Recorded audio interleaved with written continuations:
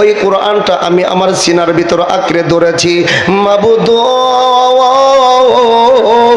এই কোরআনের ওসিলাই হইলেও তুমি এই মালদ্বীপের সাগর থেকে আমারে তুমি হেফাজত কইরা নাও। জোরে জোরে বলেন না সুবহানাল্লাহ। এ বন্ধু, হাফেজ আবুল বারাকাত বাজানরে যখন চোখের পানি সাইরা সাইরা আল্লাহ তাআলার দরবারে কান্না করে, এমন সময় হাফেজ আবুল বারাকাত তাকাইয়া দেখে আমার বন্ধুগণ সাগর পারে ছোট্ট একটা বাগান দেখা যায়। এবং হাফেজ আবুল বারাকাত বাজানরে এইবার ওই বাগানের ভিতরে আশ্রয় নিল। বাগানের ভিতর বসিয়া হাফেজ আবুল বারাকাত মায়ের জন্য আল্লাহ তাআলার দরবারে হাত তুলে দোয়া করে, আল্লাহ মারে হারাইলাম, বাবারে হারাইলাম, তারা কোথায় আছে, কি অবস্থায় আছে? তারা নাকি সাগরে মাছের পেটে চইলা গেছে। আল্লাহ তুমি ছাড়া তো কেউ ভালো জানে না। তবে গো আল্লাহ, আমি মা বাবার জন্য দোয়া করি। একজন হাফেজে কোরআনিক হিসাবে মা বাবার জন্য তোমার দরবারে ফরিয়াদ জানাই। আল্লাহ গো, আমার মা বাবা যেখানেই থাকুক না কেন, আল্লাহ তুমি আমার মা বাবার জন্য জান্নাতের নাজ নিয়ামত তুমি পাঠাইয়া দাও। একটু আওয়াজ দিয়ে বলেন না সুবহানাল্লাহ। হাফেজ আবুল বারাকাত চোখের পানি সাইরা সাইরা বাজানরে মায়ের জন্য দোয়া করে, বাবার জন্য দোয়া করে। বন্ধু, এর কিছুক্ষণ পর হাফেজ আবুল বারাকাত বন্ধুরে, তিনি যেহেতু একজন হাফেজে কোরআন, এ বন্ধু এইবার ওই বাগানের ভিতরে খেলে দুলে আমার মাওলা পাকের কোরআন তেলাওয়াত শুরু কইরা দিছে। রে বন্ধু মুসলমান, বাদাই জেলার বাদাই থানার বাবে জিরা রে, হাফেজ আবুল বারাকাত কোরআন তেলাওয়াত করে আর ইতিহাস সাক্ষী দেয় রে বাবা, আজও পর্যন্ত ওই মালদ্বীপের ভিতরে কেউ কোনোদিন কোরআন তেলাওয়াত করে নাই। আল্লাহর নাম কেউ ওই মালদ্বীপের ভিতরে আমার বন্ধুগণ আজও পর্যন্ত উচ্চারণ করে নাই। হাফেজ আবুল বারাকাত চোখের পানি সাইরা সাইরা কোরআন তেলাওয়াত করে রে। আমার বন্ধুগণ সন্ধ্যা বেলায় একজন বৃদ্ধ মহিলা ভিক্ষা করিয়া আমার বন্ধুগণ বাড়ির দিকে রওনা হয়ে গেছে। হে বাবাজি, এই জন্য এই কথাটা বলতেছিলাম রে বাবা, আমার আল্লাহ পাক রব্বুল আলামিন যেই কোরআনটা নাজিল করেছে, এই কোরআনটার কত দাম, এই কোরআনটা কত শক্তিশালী কিতাব রে বাবা। হে বন্ধু,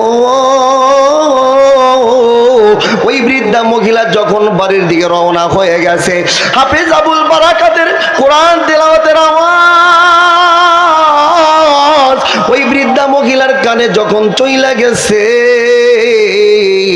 আমার বন্ধুগণ কোরআন তেলাওয়াতের আওয়াজের এত মজা রে বাবা, ওই বৃদ্ধা মা আওয়াজ শুনিয়া সামনেও যাইতে পারে না, পিছাইতেও পারে না।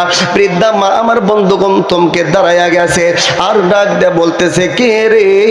আজও পর্যন্ত এই মালদ্বীপের ভিতরে আমি আমার কানে এত সুন্দর আওয়াজ আর কোনোদিন শুনতে পাইলাম না। একটু আওয়াজ দিয়ে বলেন না সুবহানাল্লাহ। আমার বন্ধুগণ, বাবাজি, বৃদ্ধা মা একজন অমুসলিম মানুষ বাজানরে কোরআন তেলাওয়াত দিলের কান লাগাইয়া শুনছে। বৃদ্ধা মা ডাক দেয়া বলে, কে রে? এই মালদ্বীপের ভিতরে এত সুন্দর কইরা এত সুন্দর আওয়াজ কোত্থেকে ভেসে আসে? ওই বৃদ্ধা মা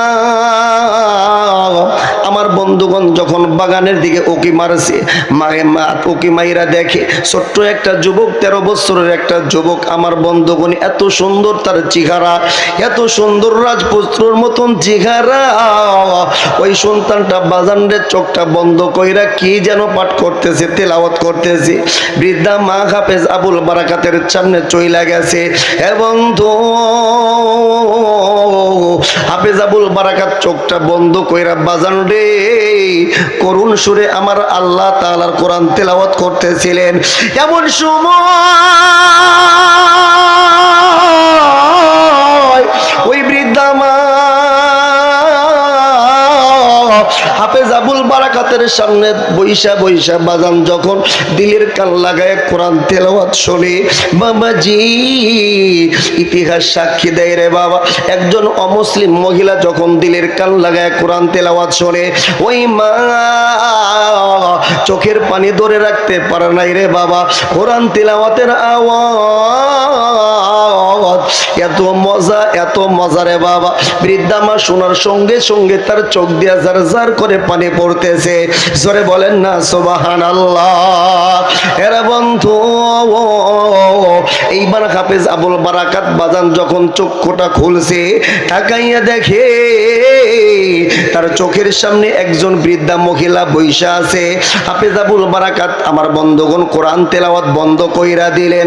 এইবার ওই মালদ্বীপের মহিলা বৃদ্ধা মা হাফেজ আবুল বারাকাতকে ডাক দিয়ে বলে, বেটা রে, ও বেটা, তোমার বাড়ি কোথায়, তোমার নাম কি, তুমি কোথা থেকে আমাদের এই রাষ্ট্রে আসছো? এ বন্ধু মুসলমান, আপনাদেরকে বলতে চাই, বলেন তো দেখি হাফেজ আবুল বারাকাতের দেশের বাড়ি কোথায়? হ্যাঁ, আরব দেশে। কে বলছেন আগে? দেখছেন আমার ভাইজান কথাগুলো শুনতেছে মন দিয়া। এর ভিতরে আমার বন্ধুগণ শিক্ষণীয় জিনিস আছে, একটু মনোযোগ দিয়ে শুনবেন। এই কোরআনের দ্বারা একটা আল্লাহ তাআলা একটা অমুসলিম রাষ্ট্রকে, গোটা মালদ্বীপের মানুষকে আমার আল্লাহ তাআলা একটা মাত্র হাফেজে কোরআনের কারণে আমার আল্লাহ তাআলা গোটা একটা অমুসলিম জাতিকে মুসলমান রাষ্ট্রে পরিণত করে দিয়েছে। জোরে বলেন না সুবহানাল্লাহ। আমার ভাইজান, আমার বন্ধুগণ, হাফেজ আবুল বারাকাতকে ওই বৃদ্ধা মহিলা তার বাড়িতে নিয়ে গেল। বন্ধু রে, হাফেজ আবুল বারাকাত বাড়িতে যাওয়ার পর আমার বন্ধুগণ প্রত্যেক দিন সকালবেলা ফজর নামাজ পড়িয়া কোরআন একটা কাঁধে নিয়া আমার বন্ধুগণ বাজারে যায় কাঠ কাটার জন্য। কাঠ কাটিয়া লাকড়ি বানাইয়া সন্ধ্যা বেলায় বাজারে এই লাকড়ি করে বিক্রি করে চাউল ডাউল কিনে নিয়ে আসে। এইভাবে তাদের সংসার সুন্দর মতো চলতেছিল। একদিন আমার বন্ধুগণ হাফেজ আবুল বারাকাত আমার বন্ধুগণ সন্ধ্যা বেলায় যখন বাড়িতে চলে আসছে, বাড়িতে আসার পর আইসা দেখে ওই মা এবং তার যুবতী মেয়েটা একজন আর একজনকে জড়াইয়া ধরে কান্নাকাটি করতেছে। ওই মেয়েটা ডাকতে বলতেছে, মা গো, ও আমার মা, তুমি কেমন নিষ্ঠুর মা, তুমি কি জন্য আমারে জন্ম দিয়েছো, কি জন্য আমারে তুমি পেটের ভিতরে ধারণ করেছিলা মা গো, আর কি জন্যই বা আজকে তুমি আমাকে মৃত্যুর হাতে তুলে দিতেছো? ও মা, তুমি ভালো না, তুমি বড় নিষ্ঠুর মা। এ বন্ধু মুসলমান যুবক ভাইরা রে, ওই বৃদ্ধা মা মেয়েটার কথা শুনিয়া চোখের পানি সাইরা সাইরা মেয়েটা জড়াইয়া ধরে ডাকতে বলে, মেয়েরে, ও মা, এই দুনিয়ার জমিনে মা বাবা কোনো সন্তানকে বাজানো রে, মা বাবা যদি কষ্টে থাকে এটাই বরদাস্ত করতে পারে না, সহ্য করতে পারে না, আর তুমি আজকে মৃত্যুর হাতে তোমার তুলে দিব, এইটা আমি মা কেমনে সহ্য করব, কেমনে আমি সহ্য করব? এ বন্ধু মুসলমান যুবক ভাইরা, জনম দুঃখিনী মা ডাক দে বলে, মেরে, এই আমার যদি হাত থাকতো, আমার যদি ক্ষমতা থাকতো, তাহলে আমি তোমাকে মৃত্যুর হাতে তুলে দিতাম না, তোমাকে ওই মন্দিরের ভিতরে পাঠাইতাম না। এ বন্ধু, মা এবং মেয়ে যখন জড়াইয়া ধরে কান্না করতেছে, দূর থেকে হাফেজ আবুল বারাকাত তাদের এই চিত্রগুলো দেখতেছিলেন। এ বন্ধু, এইবার হাফেজ আবুল বারাকাত ওই মায়ের কাছে চলে আসলো। মাকে ডাক দিয়ে বলল, মা গো, কিছুই বুঝলাম না, আপনারা মায় মেয়ে কি জন্য কান্না করতেছেন? ও মা, আপনার মেয়েটা কি জন্য কান্না কইরা বলতেছে, মা গো, আজকে আমাকে মৃত্যুর হাতে তুমি তুলে দিবা, আজকে আমি মৃত্যুবরণ করব। ও মা, একটা মানুষ কিভাবে গ্যারান্টি দিয়ে বলতে পারে আজকে তার মৃত্যু হবে? কেন না, কোন বান্দা কোথায় কিভাবে মৃত্যুবরণ করবে এইটা একমাত্র আমার আল্লাহ ছাড়া কেউ বলতে পারে না। জোরে বলেন কথা ঠিক কিনা?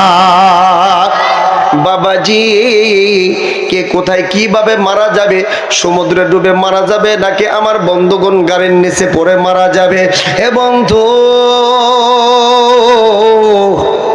কে কোথায় আমার বন্ধুগণ রোড অ্যাক্সিডেন্ট করে মারা যাবে, এই কথাটা কেউ বলতে পারে না একমাত্র আমার আল্লাহ ছাড়া। কথা কন ঠিক কিনা? হাফেজ আবুল বারাকাত মাকে ডাক দে বলে, মা গো আপনি কেমন করে গ্যারান্টি দিয়ে আপনার মেয়েটা বললো আপনার মেয়েটা মারা যাবে? ও মা, আর আপনি বা কি জন্য কান্না করতেছেন? বাবাজি এইবার আমার বন্ধুগণ হাফেজ আবুল বারাকাতকে বৃদ্ধা মহিলা ডাক দেয় বলে, বেটা রে তুমি তো একজন বিদেশি মানুষ, তুমি তো একজন অন্য রাষ্ট্রের মানুষ। ও বেটা, আমাদের দুঃখের কথা তোমার কাছে বলে লাভ হবে কি? তুমি কি আমাদের সমাধান দিতে পারবা? হাফেজ আবুল বারাকাত ডাক দেয় বলে, মা গো এই মালদ্বীপের ভিতরে একমাত্র আপনি আমার আপনজন, আপনি আমাকে আশ্রয় দিয়েছেন, থাকতে দিয়েছেন। মা গো আপনার বিপদের কথা আমাকে একটু জানাইয়া দেন, অবশ্যই আমি আপনাকে সাহায্য করব, সহযোগিতা করব। এবং তো কোনো দিকে নজর নাই রে বাবা, গভীর মনোযোগ দিয়ে শুনবা, অল্প কিছু সময় বাজানরে আলোচনা করব। এইবার বন্ধুরে হাফেজ আবুল বারাকাত যখন এই কথাটা বইলা দিল, বৃদ্ধা মা ডাক দেয় বলে, বেটা রে তুমি তো ভালো করেই জানো আমাদের মালদ্বীপ রাষ্ট্রটা হলো একটা সামুদ্রিক দুর্যোগপূর্ণ একটা দেশ রে বাবা। আমাদের মালদ্বীপের চতুর সাইডে শুধু সমুদ্র আর সমুদ্র। ও বেটা, একটা সময় ওই সমুদ্রের ভিতর থেকে আমাদের মালদ্বীপের ভিতরে দত্ত দানব উঠে আসতো, ভয়ঙ্কর ভয়ঙ্কর দানব উঠে আসতো। ওই দানবগুলা আমাদের মালদ্বীপের বাড়িগুলা, ঘর বাড়িগুলা ভেঙ্গে চুরমার করতো। আর যুবতী মেয়েদেরকে যেখানেই পাইতো মেয়েদেরকে দর্শন করিয়া তাদের রক্ত পান করিয়া ওই মেয়েদের লাশ গুলা ফালাইয়া চইলা যাইতো। ব্যাপক আকারে আমাদের মালদ্বীপের ক্ষয়ক্ষতি হইত, ব্যাপক আকারে আমাদের মেয়েদের আমার বন্ধুগণ জীবন বিসর্জন দিত। ও বেটা, আমাদের যিনি বর্তমান মালদ্বীপের সরকার, এই মালদ্বীপের সরকার একটা পদক্ষেপ নিয়েছে, একটা আমার বন্ধুগণ একটা কাজ করেছে। আর সেইটা হইল মালদ্বীপের সরকার আমাদেরকে জানাইয়া দিল এই রকম ভাবে প্রত্যেক বছর ক্ষতিগ্রস্ত করা যাবে না, মেয়েদেরকে দর্শন হতে দেওয়া যাবে না, মেয়েদের জান বিসর্জন দেওয়া যাবে না। এর কারণে আমাদের মালদ্বীপের বাদশাহ একটা নিয়ম করেছে, আর নিয়মটা হইল প্রত্যেক বছর শেষে সুন্দর একটা কুমারী মেয়েকে নববধূর সাজে সাজাইয়া স্বর্ণ অলংকার পরাইয়া, ও বেটা আমাদের মালদ্বীপের সাগরের পাশে ভয়ঙ্কর একটা মন্দির আছে, ওই মন্দিরের ভিতরে ওই মেয়েটাকে ঢুকানো হয়। রাত্রি যখন গভীর হয় সাগরের ভিতর থেকে একটা ভয়ঙ্কর দানব চলে আসে। বেটা রে, ওই দানবটা মন্দিরের ভিতর ঢুকিয়া মেয়েটার রক্ত পান করিয়া, ও বেটা মেয়েটার লাশটাকে সামনে মন্দিরের সামনে ফালাইয়া রেখে চইলা যায়। সকালবেলা আমাদের মালদ্বীপের বাদশাহ পুলিশ প্রশাসন দিয়া ওই মেয়েটার লাশটাকে আগুন দিয়ে জ্বালাইয়া পুরাইয়া সারখার কইরা দেয়। বেটা রে, এর কারণে আজকে আমাদের মালদ্বীপটা এখনো পর্যন্ত ভালো আছে, কোনো সমস্যা হয় না। হে বন্ধু মুসলমান যুবক ভাইরা রে, হাফেজ আবুল বারাকাত বৃদ্ধা মহিলাকে ডাক দেয় বলে, মা গো, ও মা আপনি যেই কথা বললেন এটা আমরা মুসলমান কখনো বিশ্বাস করতে পারি না। মুসলমান কখনো কুসংস্কার বিশ্বাস করে না। কথা কোন ঠিক কিনা? বন্ধু হাফেজ আবুল বারাকাত বৃদ্ধা মহিলাকে ডাক দিয়ে বললেন, মা গো এইটা কোনো বিশ্বাসযোগ্য কথা না। আমার বন্ধুগণ হাফেজ আবুল বারাকাতকে বৃদ্ধা মহিলা ডাক দিয়ে বললেন, বেটারে তুমি বিশ্বাস করলেও কোনো যায় আসে না, বিশ্বাস করো আর না করো এটা আমাদের দেশে এইরকম ঘটনা ঘটে থাকে। হাফেজ আবুল বারাকাত ডাক দিয়ে বলে, মা গো ওই ঘটনার সঙ্গে আপনাদের মা মেয়ের কান্নার কারণ কি? আপনারা মা মেয়ে কি জন্য কান্না করেন বাজান রে? এইবার ওই বৃদ্ধা মহিলা ডাক দিয়ে বলতেছেন, বেটারে, ওই যে মালদ্বীপের মন্দিরের ভিতরে যখন নাকি মেয়েদেরকে ঢোকানো হয় তার আগে একটা লটারি করা হয়। ওই লটারির ভিতরে অনেকগুলা মেয়ের নাম লেখা হয়। যেই মেয়েটার নাম লটারির ভিতরে উঠবে ওই মেয়েটাকে